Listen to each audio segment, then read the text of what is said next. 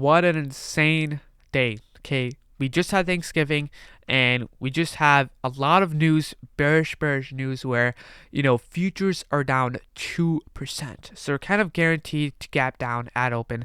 I want to talk about what is happening. We have the new COVID Delta variant, futures are dying. We also have China to delist, China delist Didi, which is a Chinese company listed on the American Stock Exchange. We have Alibaba down 4%. So we're looking very bloody, and we're kind of looking to gap down at open. And keep in mind that it's like 1:50 a.m. right now, so the market isn't even open yet. And I want to give out very nice key levels, what to watch for tomorrow at market open. Before I actually start the video, all I ask for you in return is to just hit that like button. That is all. If you guys do want to support me, I do have a subscription. It's all if you guys just want to support me, you guys do get some cool emojis, and overall that is all. So let's get into, basically we have a lot of bearish news, and what we're now looking at is the SPY, okay, which we had an ascending triangle on. And I even made a whole video on this, that I was going to play this ascending triangle breakout.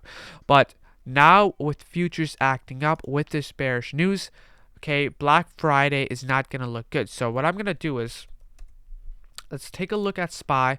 I'm going to erase this. We're kind of expected to gap down at open.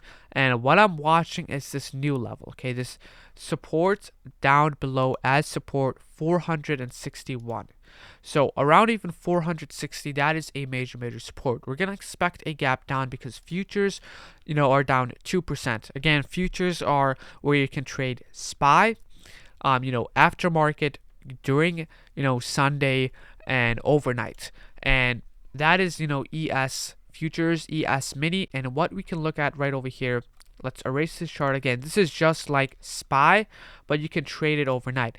What we're looking at is the major 462 level.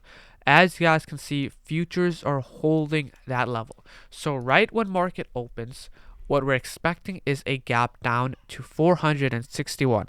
By the time I upload this video, the market, isn't even open yet, and hopefully you guys can see it pre-market, so you guys can expect where that major support is for SPY. So, we're expecting a drop for SPY 461, and we can take a look at the ES mini futures, and we're holding that level. We need to hold that level because this is a major support. We cannot break this support, and that is what I'm watching. If we break the support, it is going to be looking very bearish. We're already bearish in pre-market for SPY, that what we can actually see is a possible bounce, and that is what I am looking at. Keep in mind that this is a major support. This is a major support, and we can see some buying in this volume. So at open, I'm looking at a bounce at this area 461. If we don't hold that level, okay, even on futures overnight, couple hours later, if we don't hold that level at open, it is going to be looking very bearish and very ugly. But as for SPY, I'm looking at a possible call right around 461, and that is going to be very nice. So this ascending triangle play is invalid now. Okay, we can't play this anymore. This is not a ascending triangle. So I hope you guys understand what I am looking at, the key levels for tomorrow. And overall, China delisting, China stocks, we're going to expect a huge gap down for all of those Chinese companies, even stocks like NEO. So overall, very intense day. I mean, we just had Thanksgiving. We're coming into Black Friday, and keep in mind that Friday is going to be a half day. Market closes at 1 p.m. Eastern time. So market closes very early, which means we're going to be having a lower volume. So it's going to be a very odd day, which is just so weird, so wacky.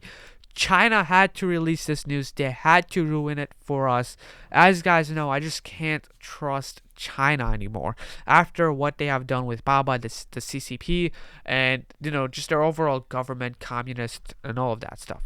So overall, hope you guys enjoyed this video. Very, very bloody week. We did hold some Apple puts.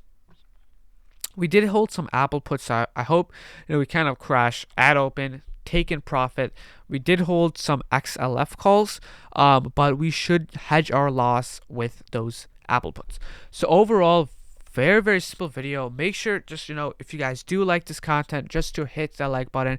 I gave out a lot of information that you're not going to be really seeing any other YouTube like post that. So overall, hope you guys enjoyed this video, and make sure to just hit that like button if you guys do want to support me. Just make sure if you guys do want to. But overall, see you guys at a market open. Bye bye.